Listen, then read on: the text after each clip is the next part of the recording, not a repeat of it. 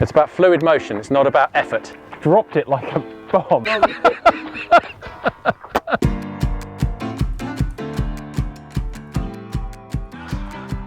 What is that? This is a 1904 Dickson round action, made in Edinburgh.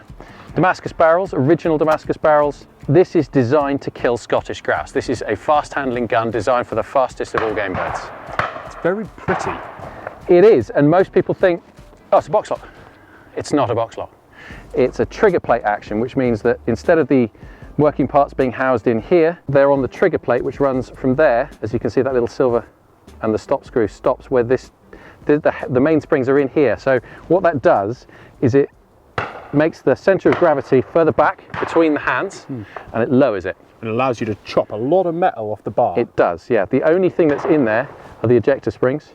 There's no working parts, there's no mainspring going forward of the bar at all. The ejector springs are in there. That's very sweet. Yeah, so there's no weight up here and there's all that strength. So it's weight reduction but inherent strength because they've removed none of the metal here. They can round it off to that beautiful classic Dickson shape. So this would have been like one of the first trigger plate actions. Given that trigger plate actions are now Beretta and Perazzi, the two of the most popular brands in the world. Yep. This is one of the first? Yes. Yep. That's an accolade. There's only one before it, and that was McNaughton, who Dickson eventually bought out. But McNaughton came up with a patent for a trigger plate, and then Dickson refined it. And then bought out the person who and then refined bought out from. McNaughton, yeah. So, but there were so many patents going on in the 1860s and 1870s, 1880s, all over the UK gun trade. But this is one that stands out, and all the old writers, yes, they wax lyrical about Holland and Boss and Purdy, of course, and Purdy's Beasley action, but they all say this is a best gun. So you look at it and the lines are sleek in every respect. It looks like it wants to fly. It's lovely wood, it's a lovely action, it's just a lovely composition of gun. It is, it's beautifully designed. Understated being, I presume, like the point. Yeah, there are no frills here. This is designed to be strong and yet cope with Scottish weather, hence the big, large amounts of checkering here. Good grip checkering as well, because you have to be able to shoot fast grouse in the middle of pouring Scottish weather. -30. When it's hooking down with sleet, yeah. That's what it was built for. Should we shoot it? Let's.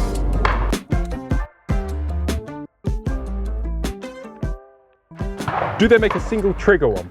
Yes, I have shot the single trigger one at grouse this year. It was made the one I was shooting was made in 1924. Yeah. And it was like a wand. It's a 28-inch single trigger, and we had one of the sporting days of my life, walking up grouse in the middle of central Scotland, high up on the hills, glorious sunshine. Nice, lightweight. The perfect gun for the job. Bang, bang, 2 dead grouse. Right, let's shoot it and see if it works, shall we? Okay. Oh.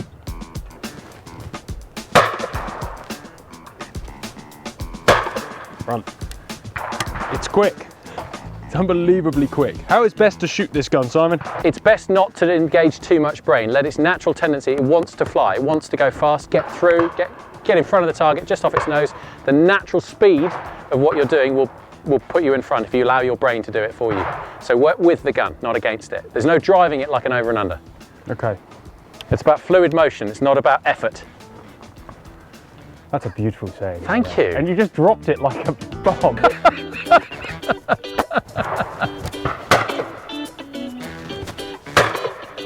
Still thinking about it too much on the second.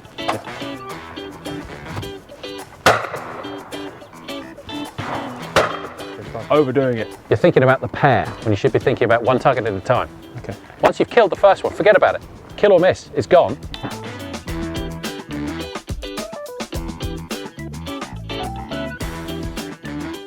So with this, I'm mounting up behind and then just letting it swing through the bird. Yeah. Or should I be mounting to the point and just pulling the trigger? What are we feeling? It very much depends on how you're used to shooting. It's not good advice to completely try and restructure someone the way they shoot, the way they think, just because they picked up a different gun. You've got to work out how something this different, how you can dance with it with your style of shooting. So it's an acquired taste, this. It's, as we've discussed before, and I'll use the food analogy again, this is very fine dining. This isn't your average fare at your local roadside cafe. Let's try something a little bit different. Okay. Take a different target and I'll try shooting it a little differently. Okay. And now a quick word from our sponsor. Who is us? So if you want to support us and you can be part of our sponsorship program, you can become a channel member. There's a button down there that says join. Click it. There's a link in the description. And you can support our channel. You get loads of free content. You get members exclusive videos. It's great. And you get to support us in the work we do, which I hope you enjoy, which is why you're watching. Anyway, let's carry on. And a strap. There you go. Lovely. See, that worked better, I feel. Yeah. You're also better to your right side, strangely. It looks to me. Always feel more comfortable on the right side. Yeah.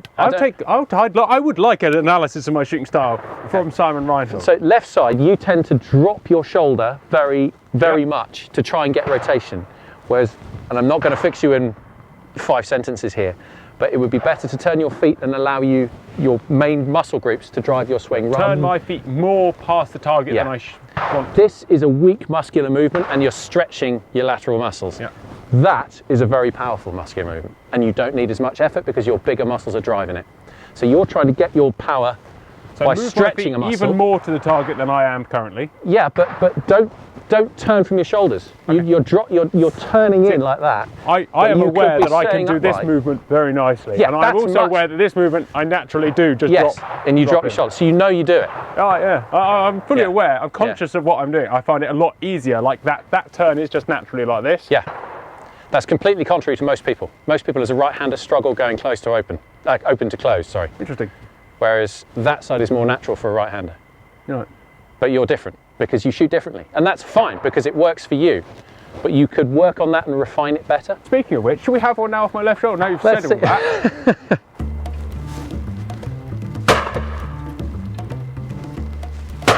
Oh, not quite enough. You came out of the shot pretty quick, it seemed to me. Yeah, it was a complete lack of committal. I'll just have that second one again if that's all right. Okay. Yeah, perfect. This is so quick. It is. This is so quick, it's painfully quick. Yeah, but if you're in the middle of a fast partridge drive in a strong quartering wind and they're zipping, it's bang, reload, bang, reload, bang, reload, bang. You can almost shoot it one barrel at a time because you can go so fast. Show us how it's done.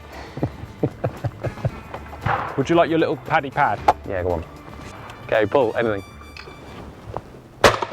Beautiful. So the power comes from the hips, not from the arms. The arms are just there to guide it. So you can do it one of two ways. You can shoot very front foot weight, nose over your toes. That's absolutely fine, Percy Stanbury style. But when you get to there, you suddenly start running out of movement. Whereas if you move your weight to your back foot, just raise your left heel off the floor, you'll see the difference it makes. You can come back, comfortably shoot there, almost to the bar.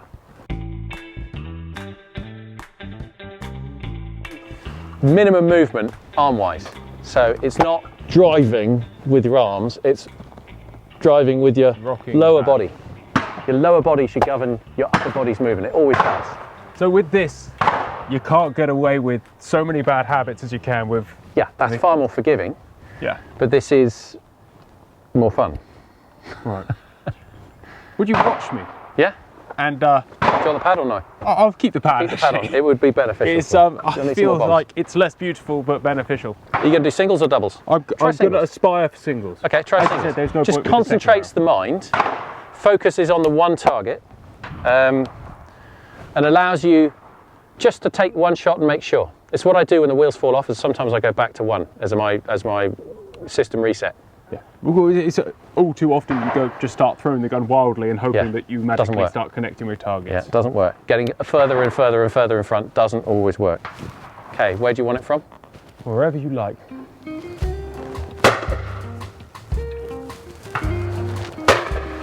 There you go. Oh.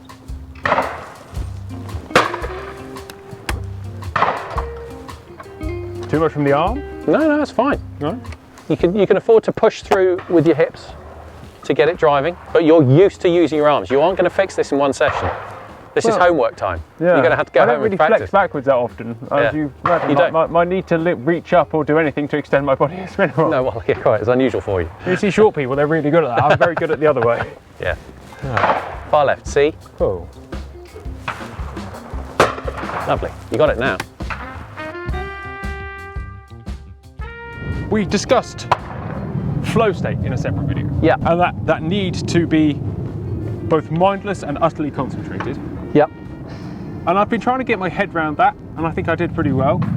Shooting that gun is the most evident and obvious way of learning that experience. Yeah. So if you try and manage it, it's a no. But if you try and switch off, it's also a no. Yeah, Like, you have if to you find don't, the if you don't perfect manage it, middle it's also a ground. no. Yeah, it's about a balancing act between wanting to do well and allowing yourself to do well. Is that possible to translate that feel into other, or that experience into other guns? Yeah, absolutely. It is. It's just easier to find with something that refined. It's not necessarily, it's very difficult to define, as we discussed beforehand, but it is a combination of circumstances where a challenge is great and the rewards are instant. So if the rewards are delayed, you're not going to get into that flow experience. But if the challenge is there, and with game shooting, the challenge is there with difficult pheasants or partridges for our level, or grouse for our level, wherever that may be. But the rewards are instant. You know, it's kill, miss, or wound, and wound obviously we abhor and want to avoid at all costs, which is why we want to, improve what we do. But you can find it with an over and under, but they're less refined, apart from one or two exceptions. Yeah, top end. At what point are we thinking that an over and under, even in the second-hand market, is refined enough to feel the flow state without effort? Again, it comes back to your personal experience to that date. So if you are looking at, how can we put this? If you're looking at going up from a basic entry level over and under, and you're looking to jump to, well, no, not even cheaper than that. People start on invest arms and 88, and then you jump a level, and you get into better handling, and you understand a little bit more about what makes a gun handle well, and it's not just about whacking lead into the stock. It's about even distribution of weight over the whole thing. When you get multi-choke. Well, no, there's multi-chokes and there's multi-chokes. It's a very nice multi-choke. This, for example, I massively improved the handling to my feeling when I took out the extended chokes that came with it, because I didn't want them, and put flush-fitted Invector Plus chokes in it, and the handling came back between the hands. Yeah. And all of a sudden, this flows. They are a wicked gun. This flows. Unbelievably underrated in handling. They do. Yeah, I mean, people scoff at me. One person in particular has insulted me massively on Facebook about owning one of these, calling it a piece of flooring. But actually, I think this is going to be a modern classic iteration of the 525. Oh, 100%. Because it is so forgiving to shoot, it's so strong, there's so little recoil, even in big loads, big steel loads as well. I've been shooting pigeons with steel and experimenting, and you hardly feel a thing. And to be fair, and I'd almost rather the laminate adds consistent weight. So all of the 525 SLs are fairly consistent in their handling. Yep. And it is preferable to a grade 1 piece of wood in looks. Oh yeah. I think. I do too. It's embracing the future, man. It is. But I mean, I didn't buy an over and under to look elegant. That's quite clear. You bought that gun as a statement, as if I'm going to do it. I'm going to do it. If I'm going to buy, and I actually like the look of it. If I'm going to buy an over and under, I want it to look cutting edge. I don't want it to look like a side by side with synergy, really. A slightly dumpy side by side. With just chunky and inelegant, and that's I've got side by sides for looking really elegant. This isn't designed to be elegant. This is my van, and I love a van. I like driving a van. You're a fan, tradesman. I do, I love it. Like Sasha. Sasha's a tradesman, did you know? Yeah. Videography's a trade, he says. Yeah, fantastic. He's been on our tools all day, isn't he, Sash?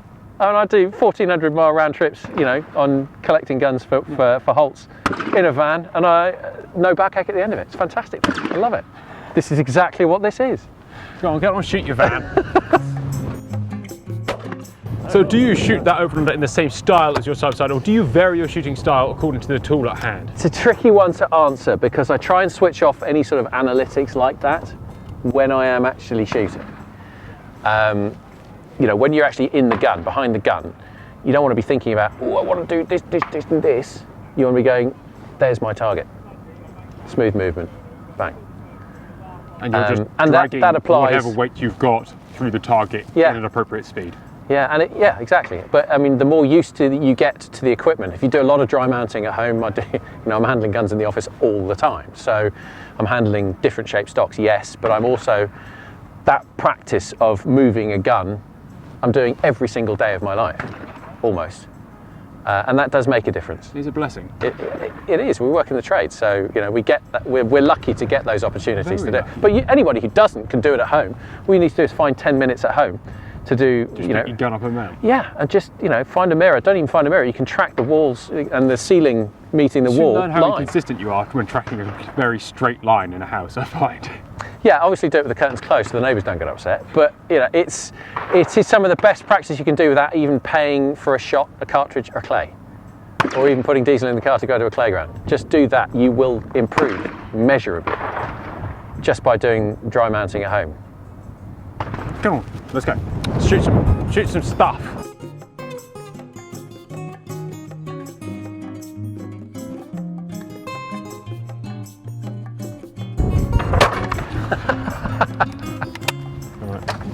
Let's move on. It says it's 21 grams, obviously. Yeah.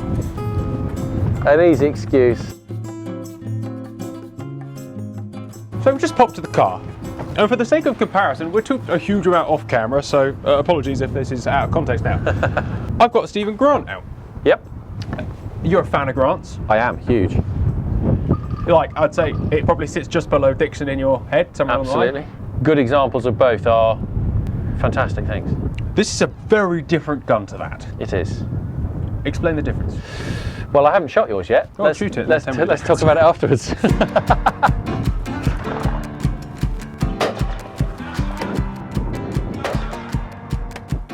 So that is a quick handling gun, some quick handling targets. So from the left, they're a little bit slower. You have to be. It's not what's designed for. But if you were shooting gotta pigeons, rein with it in. you just got to control yourself and let the gun work. But with that fast D and fast E, it just flows with you. Just go with it. Show us some magic with this, a big flat barred side lock. Okay. Then very noticeable in weight difference. Yeah, it's a Like, I wider thought that was action. quite light. Yeah, no, it's a wider action, but it's not necessarily weight. It's balance. So this is a much wider, heftier action, and that weight in the middle in one lump, rather than spread over a section, is part of the difference. Very noticeable difference in your gun movement and gun speed. Yeah, this is more forgiving, so your arm movements don't have to be so subtle, if that makes sense. Yes. B, pull.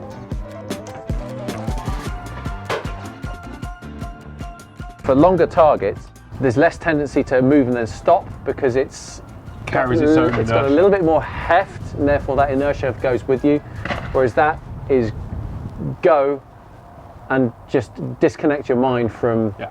actually thinking about the shot. This you can be more deliberate with. You can place your shot with this. Yes. You need to swing your gun with this. Yes. Both have their place. Yeah, absolutely. And they're different styles. The top lever on this is vastly sexier. But this is a gorgeous piece of gun making. This is, Stephen Grant. You can always tell a Grant with that fluting of the fence. See, I thought that was quite a stylish gun It until is I a picked stylish this gun. up. No, well, And now they're both. that is significantly more Teutonic.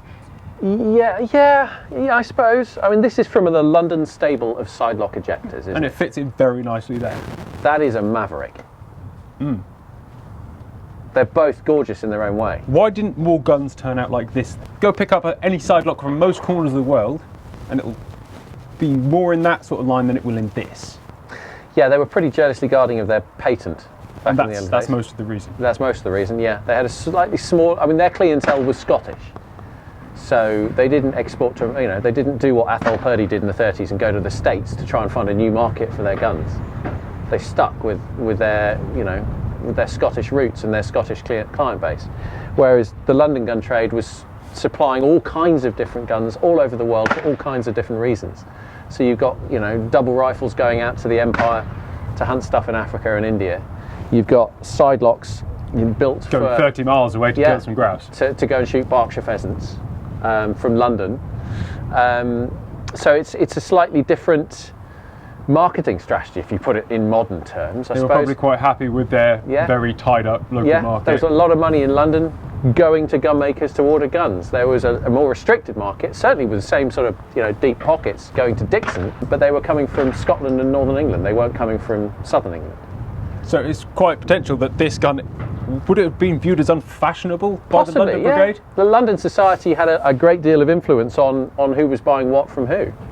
So It's no different now if you think about, absolutely. look at the best shots of shooting Krugers on Purdy's, so Yeah. everyone aspires to go and buy one of them. Absolutely. And so when people make guns, they mimic them. they do. Yeah. And it's not to say that they're the best, it's just they're the most mimicable because that's what fashion dictates. 'Cause Yes.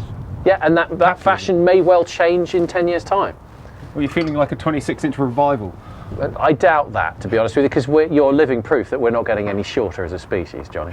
But so 26-inch isn't going to be popular with modern shooters. It just Do you think isn't. it's worth trying to predict gun fashion trends? There's a little aside. I think there's a huge industry that tries to do it day in, day out as part of their working life. Some successfully, some not. Some don't predict it, some make it happen. I was going to say some very much are making it. They're running it. They are exactly. it. Yeah. So, but again, you look at any sport, any industry. There are parts of it that are, fashion driven. There are parts of it that are marketing driven. There are parts of it that are, particularly in our, chosen passion, heritage driven. Right. We're getting smaller as a breed. The number of people who go for vintage guns. But to be honest with you, when you know how much effort and love was poured into making one of these, It's just non-comparable. this isn't. This is my final question of this video because it's been packed with information and I've racked your brains off camera and it's been a very fun discussion between them. We're stood here with two guns. This one is worth quite a lot. That one is worth a fair amount less. Mm-hmm. But new would be cost you more than £60,000 or £70,000 to get something of equivalent value, quality.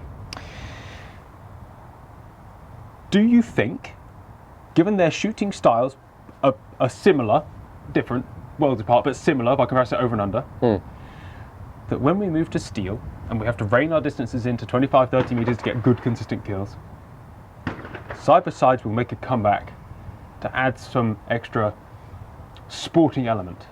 Because it's easy to kill a 30-yard pheasant with an over and under of weight. It's harder to be consistent at a true 30-yard pheasant, and most people don't have that ability. But I do think that it will be in the favour of the side-by-side. Yeah, now that we've seen 65mm steel cartridges come onto the market, there are more coming. I know there are more in the pipeline. I'm hoping that people will certainly not panic away from the side-by-sides that they've got, because there's absolutely no need to. But I do hope that there will be a revival of side-by-sides and people appreciating just the quality you get from handmade shotguns.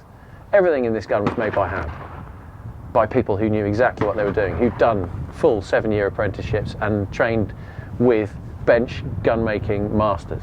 Hundreds of years of experience poured into them. Just all of that love and effort has been poured into one of these. And this has got a few issues, but it's still a glorious, glorious gun to shoot. And I really do hope that more people will see the value of it, of what they're getting for their money when you buy one of these, because it's not that expensive to buy them these days relative to what you can get new in the over and under market. Well, that gun is, as you said, built by hand by artisan craftsmen, artists, engraved by an artist. And you pick it up for a couple of grand. Yeah. That hammer gun that we shot in the other video, 430 quid. Yeah. You can pick these up for pennies. Yeah. And they're rack steel really through them well made things. and go and have a lot of fun. Yeah, I've seen some modern over and unders fall apart in the hands of the people they're using inside 2 years, and I'm not talking about the really cheap end stuff. I'm talking about a couple of grand. And that's not impressive. So I do hope that people will come to realise the value and the fun that you can have with a side-by-side. Yes, they're an acquired taste, and you might have to work to learn how to shoot it properly, but then you should put some effort into your shooting. I think we proved just with these two, and the one we shot in the other video, the differences in side-by-sides are vastly...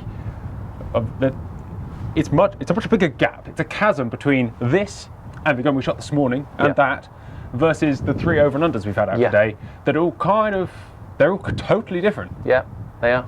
But you just point at it, it does similar stuff. It does. Easier to Yeah, get but they around take it. harder driving. They're slightly more forgiving, but they take more, there's more arm movement to shoot them, and they're less intuitive. And there comes a point where you don't want it to be so bog standardly easy. Oh, I'm going to push it with, push it this hard, I'll get X result. Push it this hard, 4 half-foot lead, bang, dead. Yeah, exactly. You want to get a passion for the gun that you've got in your hand, which you don't easily get with modern mass-produced stuff, and you can easily touch for not huge amounts of money when you pick one of these up. And you've got to understand that, you know, the dance you're engaged in when you're standing on a peg, shooting with handmade guns of real quality, it's something that should be more widely experienced and should be treasured by people, not dismissed as, oh, they're archaic, they're not fit for the modern game. They are. Yeah. It's an added experience. Yeah, it is. Yeah. Not a takeaway experience. Right, thank you very, very much for this experience. The experience and the opportunity to shoot this, which is one of the most unusual and exciting side-by-sides I've ever shot. It's a good thing. Got to be one of the best looking. Yeah. I think it's got to easily get the accolade for best looking. Yeah. It's not all about heavily engraved side plates. Sometimes it's about sleek lines. You could have this unengraved and it'd still be beautiful. Yeah. And they are. Guys, thank you very much for watching. Simon, thank you very much for this pleasure. opportunity again. Let's shoot this portrait. Okay.